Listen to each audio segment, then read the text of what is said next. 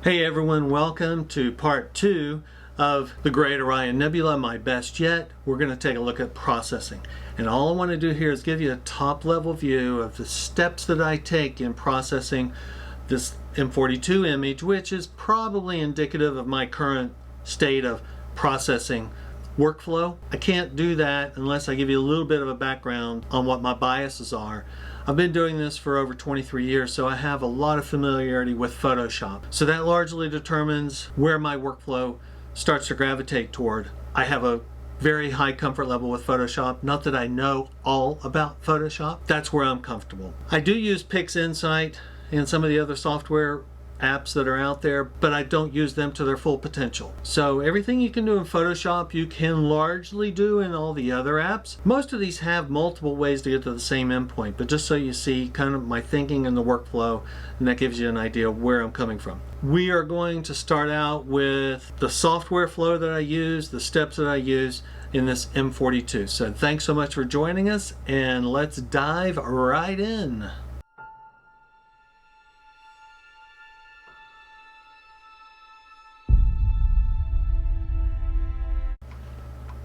Now the first thing I do with Pixinsight is do a blink comparison, and what this does, this gives you a nice opportunity to review the images for tracking satellites, airplanes. Did the atmosphere deteriorate in any way? What I do is I've already loaded the images up here. You just pull them out of the folder. You can see here you have a forward and backward arrow. You can put it into a play animation mode. So what I do is, globally, I'll look at the overall image first, and I scroll through the entire image set. Pixinsight applies an automatic stretch to these Bayer images. These have not been debayered, but I look globally at mostly to see how was the atmosphere, how is the background, does it stay consistent throughout all of the images. And once you forward through all the images, at the global level, I zoom in. And this is where you really are starting to evaluate the tracking, and you can see here we're down to a sub-pixel level. And as you just forward through each image, you're looking through to see was there any tracking error involved in any of these images. Now in a normal data set where I have some that have some tracking errors, I select those from the file, and there's one option here to move the selected file to a new location, and I'll move those to a deselected folder location. So those are totally out of the mix of bringing them in for the next step. First step is use blink to evaluate the images for consistency in illumination and exposure, as well as tracking. Let's go to the next step. Okay, now we're ready to go to the next step, where it is a batch processing script. You click on script and it's batch processing, and they have a batch pre-processing script here that really works beautifully. You have some tabs, you have lights, you can add your light frames, and in this case I did forget to rename some of my frames, so some of them are named California when they were actually M42. In the selected frames, you just select all of those as your lights and import those into the batch pre-processing. I took flats for this. They were not high quality, so I chose not to use the flats. With the ASI 294 MC Pro on the William Optics Redcat 51, the field's pretty illuminated with that smaller chip. Flats still help a little bit, but nothing I can't take care of post-processing with Pixinsight and Photoshop for flat fielding. So I did not use flats, but I do use darks. So I add darks here, and as you see here under the same folder, I have the darks selected. I think I had 20 of those, and just batch select those. And largely I go with the preset configurations that are here. I'm not doing a cosmetic correction. I don't have a reference image there. But the debayer is already set to RGB, which works perfectly. The image registration parameters are set pretty well. The image integration parameters, I'll leave it default. What this pre-processing script will do is it debayers the images, it applies the darks, it star aligns the images, and then it integrates the images. That's such a lifesaver, and I love that part of Pixinsight. This batch pre-processing script is just fantastic. So once you have all of those, you do select your registration image. In this case, it's one of your light frames. I would generally just pick a light frame that's kind of in the middle of the time frame for the evening, and then your output directory. I output this to a directory called BPP. The last thing I do there, and then I'll click run. And it takes a few minutes. Get yourself a cup of coffee. Let this run, especially if you have a lot of frames. So that's step 2. Let's look at step 3. Okay, our next step is still in Pixinsight. What I choose to do here is open up the new light registered and stacked image. It's called light binning. Software will automatically apply a stretch. This is called the screen transfer function. So that's the automatic stretch. As you can see, the color is a little bit off. But what I like to do here is start stretching the linear data with the histogram function. It's still 32-bit here. So we turn off this screen transfer function. That's the image right there. So we go into process, we go under histogram transformation, and we click on this. We get a real-time preview. And what we're doing here, we get our first chance to really evaluate. We have to make sure the image is selected. We get to evaluate the histogram. You can see here our color balance is definitely off, so we're going to have to work on that a little bit. But what we want to do is really start just getting a stretch. You can see how we start to bring the colored channels over toward the middle, then I'll apply that. And the nice thing is this is in 32-bit, so it's a lot better than when you take it down to 16-bit. You're still working with more data. But you can see here, one of the things I will start to do with Pixinsight is I'll really start to do my own color balance. I do use some of their color calibration routines on occasion, but for the most part, I like using my own color balance manually. We get pretty comfortable with how to do this and how to achieve it with time. We're now going into the non-linear state. You can see here we got a pretty well balanced histogram. We might start bringing the black levels down just a bit. And here's the key. I don't want to overstretch this. I don't want to blow out the highlights, because I'm comfortable stretching the image further in Photoshop. So that's using the histogram stretch. Then I will go into the curve transformation. Same thing, get a preview, maybe apply a little curve here. And one of the key things we don't want to do here is really start to blow out the stars, because the next step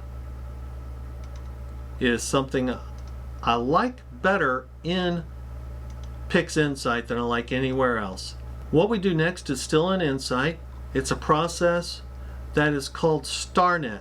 So simple to use, I really don't ever change the baseline metrics that are already plugged in, the default metrics, and you just click start. Now what I did, I went ahead and pulled up the stretched image that I had from the previous iteration, and this is the Starnet version of this image. I saved both. I will utilize both in the next level of processing. But you can see what this Starnet image does. It just gives you the nebulosity field to work with. It allows you to stretch that nebulosity a little bit more. In Photoshop, what I do is I can clean up the image a little bit, take some of the halos off. I can also apply some noise reduction at this point. So I'll show you how I layer this Starnet into the overall image. Once I realized that an hour and a half really wasn't going to be enough to do what I wanted with this image by itself, I realized a couple of months ago I had an opportunity to capture the same field largely with my Canon RA, the full frame 35mm sensor. And as you're seeing here on the screen, you can see how that 35mm frame compares to my ASI 294 frame right here. So what I needed to do was register this image to the larger RA image, and that's what, or actually I did it the other way, register the RA image to the newly acquired ASI 294 image. You can see here they overlay perfectly, and I didn't quite cover the same amount of field, but here's what this did. This allowed me to really reduce the noise level and smooth out. You can see here when I zoom in, still have a little noise in this nebulosity, and that's a pretty tight zoom on a pretty big frame field of view. So this really helped me to get the image a little cleaner. Star registration, it's basically a process known as star alignment. And I'm not going to go over those parameters, but that's what I did. Star alignment with these two images with the pretty dramatic difference in field of view. Those are all the stages that I use Pixinsight. So now we're going to go into Photoshop. Okay, we are ready to bring this into Photoshop and put a bow on it. It's not that cool. It's not quite that easy. But again, I'm just giving you a top level, a little bit of a flow, a little bit of a look at how this all comes together. I apologize if this is going a little fast. I don't want to lose you. I just want to give you a little nibble. If you have any questions, don't hesitate to reach out. I'll do my best to answer any questions that you have.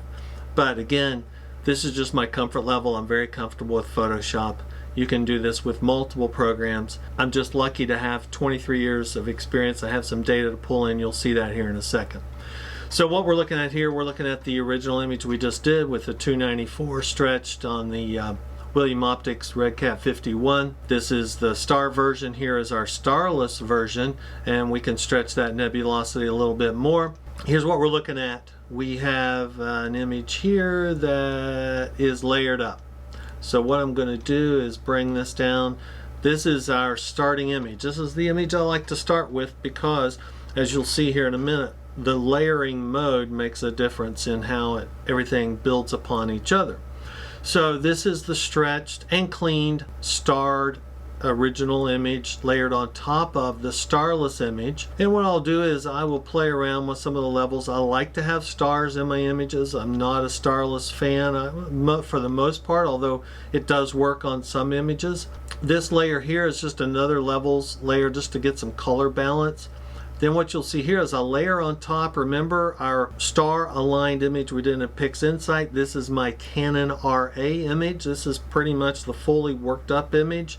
So I layer that on top. Now here's the key. This mode here is a lighten mode. So the only thing this image does is it lightens everything underneath it. And that is also true for my star layer back here.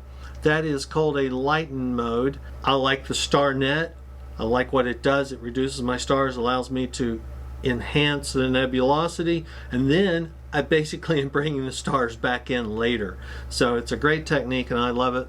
And then I got to tell you, here's where I kind of cheat a little bit. If you look at the core, I have a legacy of M42 images that I can bring in and brighten up the core.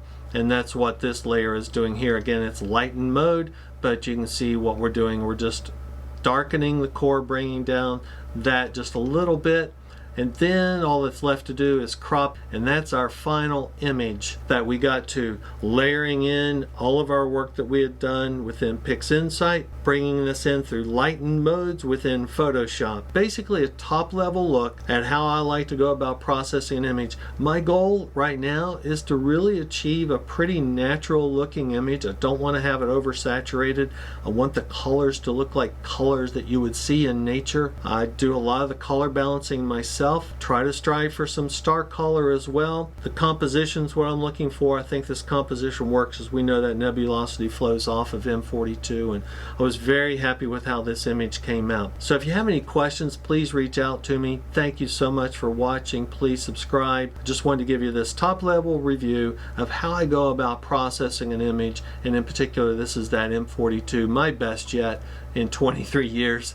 We're always continuing to strive. We're going to add more data next year, I'm sure. So until next time, clear skies and take care.